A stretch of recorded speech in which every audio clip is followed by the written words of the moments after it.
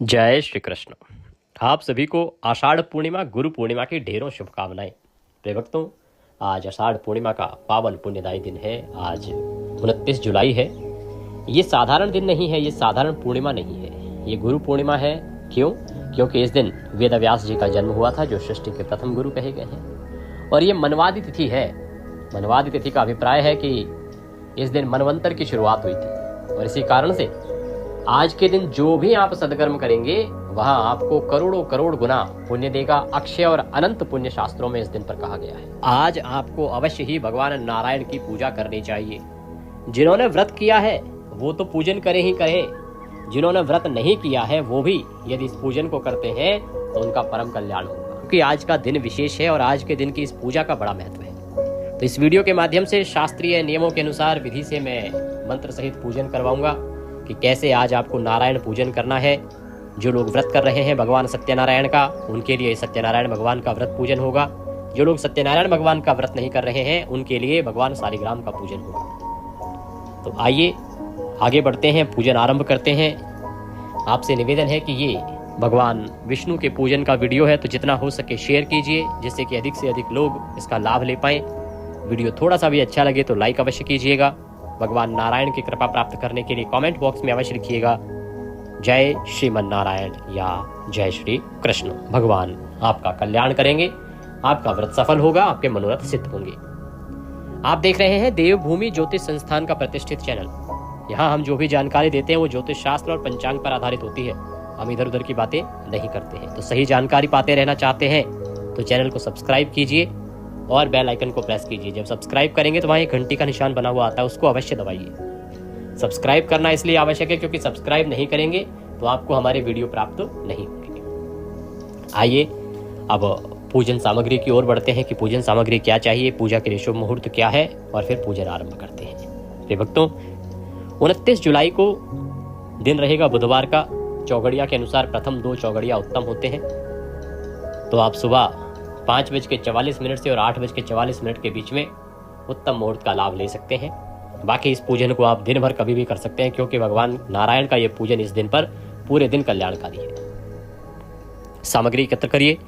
क्या सामग्री चाहिए? आपके पास भगवान का कोई चित्र, प्रतिमा या तस्वीर होनी चाहिए। सत्यनारायण भगवान का पूजन कर रहे हैं, अगर आपने व्रत किया है तो सत्यनारायण भगवान का कोई फोटो हो, तस्वीर हो या प्रतिमा हो।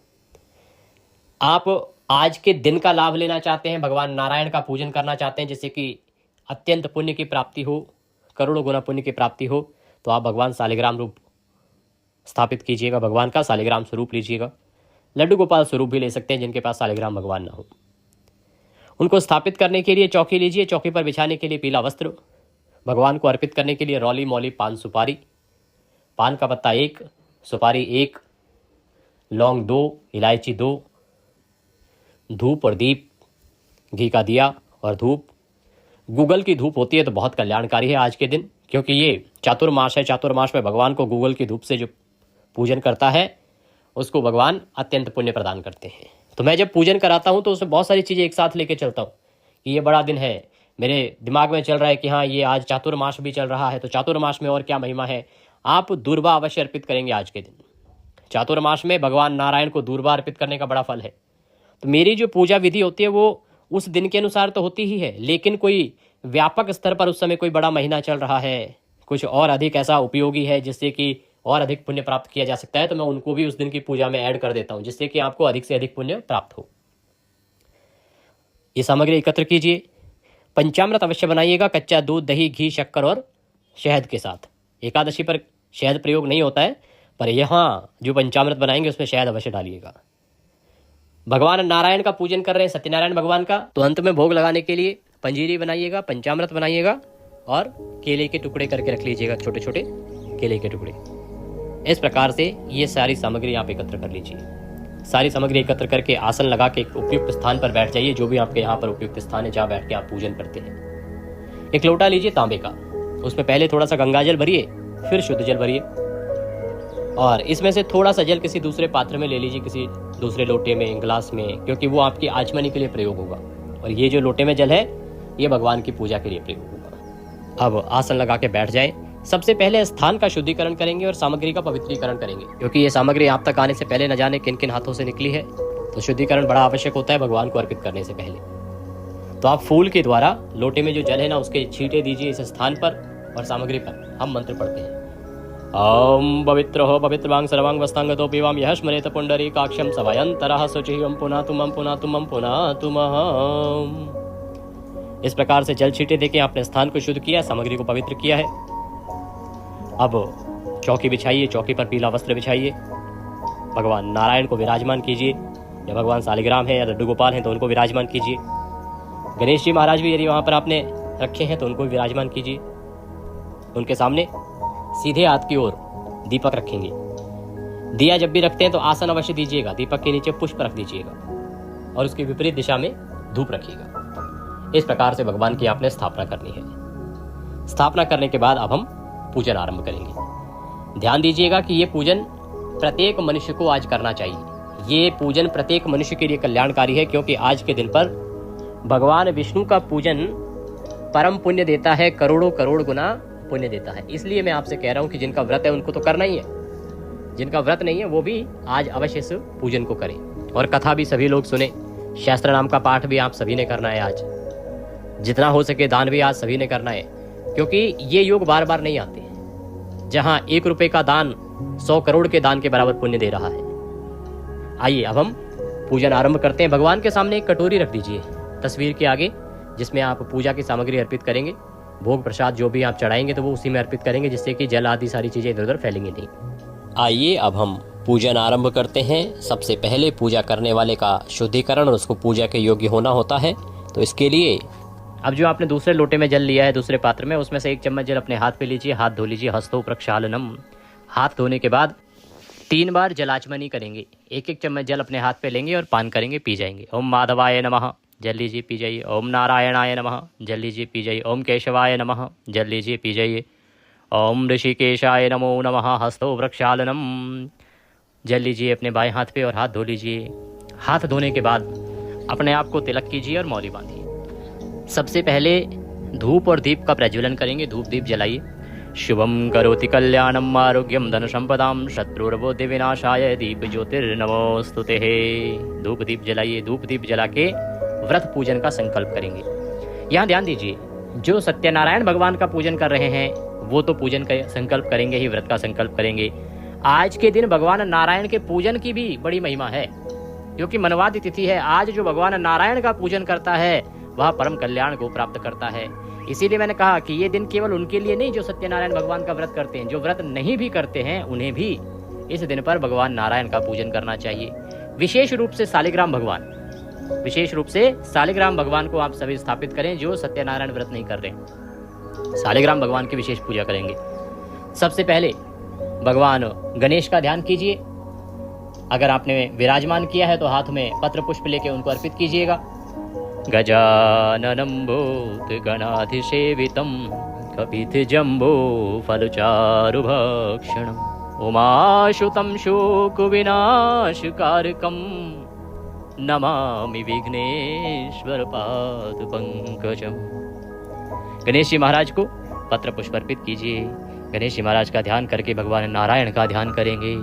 शांतकारं भुजगशयनं पद्मनाभं सुरेशं विश्वधारं गगनसदृशं मेघवर्णं शुभांगं लक्ष्मीकान्तं कमलनयनं योगिर्विन्दनगम्यं वन्दे विष्णुं भवभयहरं सर्वलोकिकनाथं। बोले विष्णु भगवान की जय।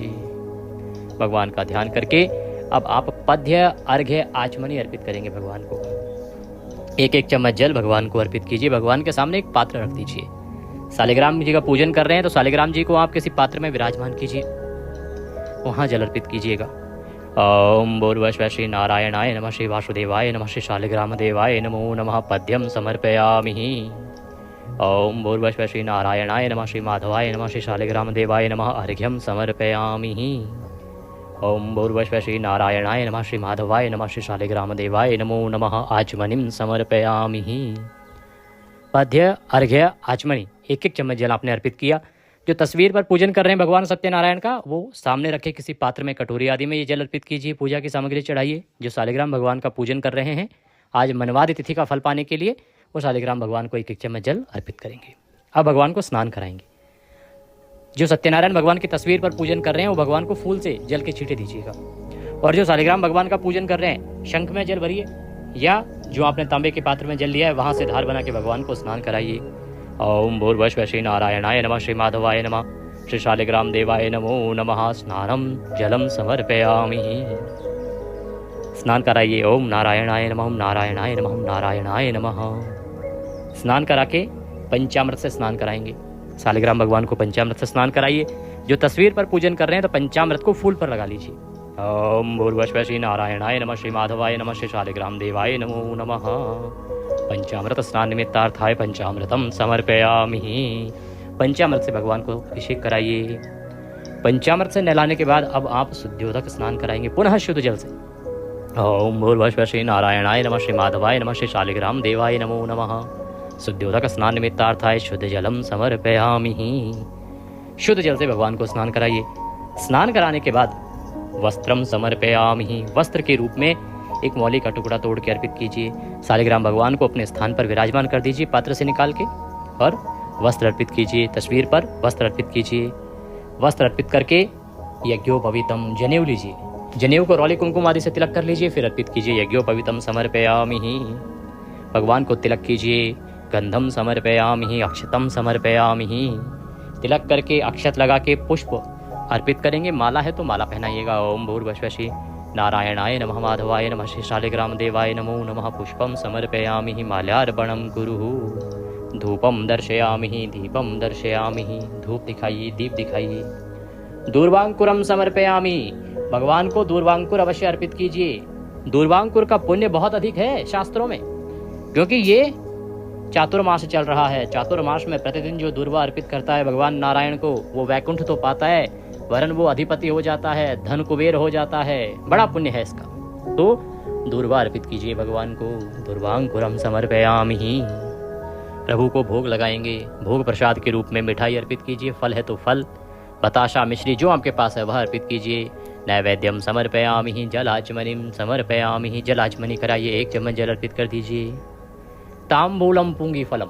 पान का पत्ता लीजिए, उस पर 2 लौंग, 2 इलायची, 1 सुपारी रखिए और वह भगवान को अर्पित कीजिए। तांबूलम पुंगी फलम तांबूलम समर्पयामि। शुभ दक्षिणायाम शुभदो वरदो भवः। दक्षिणा अर्पित कीजिए और हाथ जोड़ के नमस्कार कीजिए। इसके बाद सत्यनारायण भगवान की कथा सुनिए।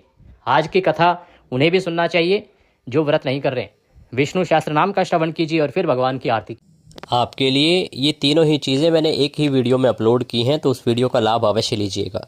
शास्त्र नाम भी आपको उसी में मिलेगा। उसी में पहले कथा सुनाई जाएगी और फिर हम आरती करेंगे। वीडियो आपको सीधा मोबाइल पर आ जाए, इसके लिए आप हमारे साथ व्हाट्सएप पे जुड़ सकते हैं। जुड़ना चाहते हैं तो आपके स्क्रीन पर एक नंबर आ रहा होगा 900 से, उस पर व्हाट्सएप मैसेज कीजिए कि आप सभी तिथि त्यौहार की जानकारी पाना चाहते हैं, तो हम आपको अपने साथ व्हाट्सएप पर ऐड करेंगे और फिर सब जानकारी सीधे मोबाइल पर आपको आनी आरंभ हो जाएगी। तो आप इस सुविधा का लाभ अवश्य लें। ये सुविधा आपके लिए निःशुल्क है। यहाँ पर आपको सभी जानकारियाँ मिलती हैं, समय समय पर रिमाइंडर मिलते हैं, किस दिन तुलसी पत्र नहीं तोड़ने, किस दिन कौन सा व्रत करना है, सब जानकारी आती है। तो आरती कीजिएगा। आरती करने के बाद भगवान का भोग लगाएंगे। पंजीरी का भोग आपने बनाया होगा, थाली में लगाइए, तुलसी पत्र उसमें डालिए, भगवान के सामने रखिए, पर्दा कर दीजिए। हम मंत्र पढ़ते हैं। ओम नाभ्यः आश्रितंतरिक्षवंशिष्णुः जोः समवर्ततः पद्भ्यां भूमिर्दशां श्रोत्रं तथा लोकां कल्पयन्नः।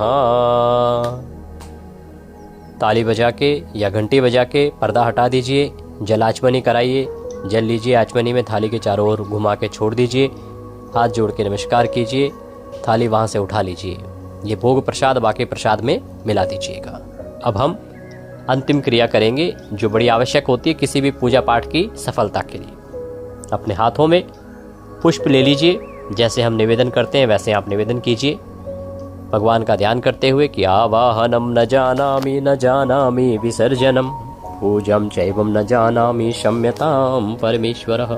हे प्रभु, न हम आपका आवाहन जानते हैं, न पूजन जानते हैं, न विसर्जन जानते हैं। हम तो अज्ञानी जीव हैं।